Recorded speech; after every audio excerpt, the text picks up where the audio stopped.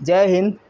चलिए आज हम क्लास 10 के भौतिक विज्ञान के ऑब्जेक्टिव टाइप क्वेश्चंस को देखेंगे, जो ये काफ़ी एग्ज़ाम की दृष्टि से इम्पोर्टेंट है। इसमें पहला क्वेश्चंस दिया गया है कि फोकस दूरी एवं वक्रता त्रिज्या में क्या संबंध है।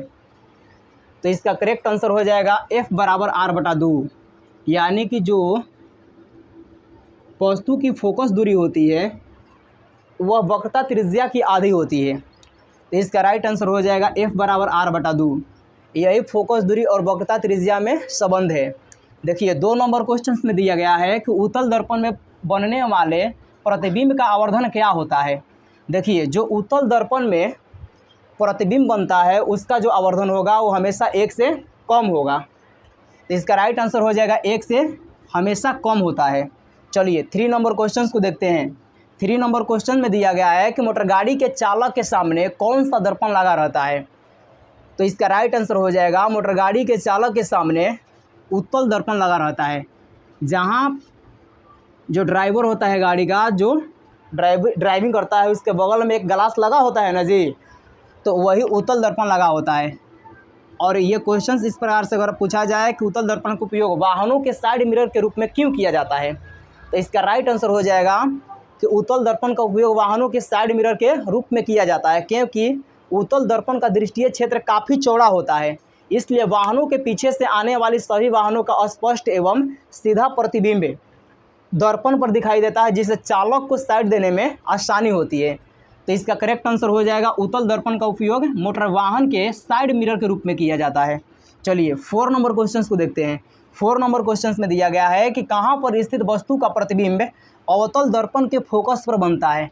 तो इसका राइट आंसर हो जाएगा कि अनंत पर स्थित किसी वस्तु का प्रतिबिंब अवतल दर्पण के फोकस पर बनता है। चलिए 5 नंबर क्वेश्चन को देखते हैं। 5 नंबर क्वेश्चन में दिया गया है कि समतल दर्पण की फोकस दूरी क्या होती है। तो इसका राइट आंसर हो जाएगा समतल दर्पण की फोकस दूरी अनंत होती है। इसका कोई अंत नहीं है, ये अनंत है। चलिए 6 नंबर क्वेश्चन को देखते हैं। 6 नंबर क्वेश्चन में दिया गया है कि आपतित किरण परावर्तक सतह पर लंबवत हो तो आपतन कोण का मान क्या होगा। जब कोई आपतित प्रकाश की किरण परावर्तक सतह पर लंबवत पड़े तो वहाँ 90 डिग्री का एंगल बनता है, जो कुछ इस प्रकार से बनता है। तो इसका जो एंगल होगा वो 90 डिग्री का होगा। इसका करेक्ट आंसर हो जाएगा 90 डिग्री। चलिए 7 नंबर क्वेश्चन को देखते हैं। जो आगरा के किले की दीवार में कौन सी दर्पण लगा होता है। देखिए आगरा किले की दीवार में उत्तल दर्पण लगा होता है। इसका राइट आंसर हो जाएगा उत्तल दर्पण। आगरा के जो किला है आगरा में, उसके दीवार में जो ग्लास लगा है वह उत्तल दर्पण है। चलिए 8 नंबर क्वेश्चन को देखते हैं। 8 नंबर क्वेश्चन में दिया गया है प्रकाश किस रेखा में गमन करता है। इसका राइट आंसर हो जाएगा कि प्रकाश हमेशा सरल या सीधी रेखा में गमन करता है।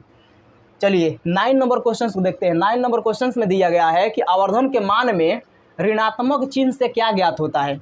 देखिए जो आवर्धन के मान में माइनस चिन्ह अगर लग जाए तो इससे ये पता चलता है कि उस वस्तु का प्रतिबिंब जो है वह उल्टा था। कैसा था जी? उल्टा था। चलिए अगला क्वेश्चन दिया गया है 10th क्वेश्चन में कि दंत विशेषज्ञ, जो दांत हम लोगों का दांत में किसी प्रकार का अगर रोग हो जाता है तो उस रोग को ठीक करने के लिए दंत विशेषज्ञ यानी कि डॉक्टर के द्वारा किस दर्पण का प्रयोग किया जाता है। तो उस डॉक्टर के द्वारा अवतल दर्पण का उपयोग किया जाता है। केवल दंत में ही नहीं, गाला हो गया या कान और दंत, इस प्रकार के जो हम लोगों का अंग है उसमें अवतल दर्पण का प्रयोग किया जाता है इलाज करने के लिए डॉक्टरों द्वारा। तो चलिए इस प्रकार से आप लोगों का ये केवल 10 क्वेश्चन था, ये 10 क्वेश्चन समाप्त होता है। तो चलिए वीडियो को एंड करते हैं। जय हिंद। आप लोग हंस रहे हैं।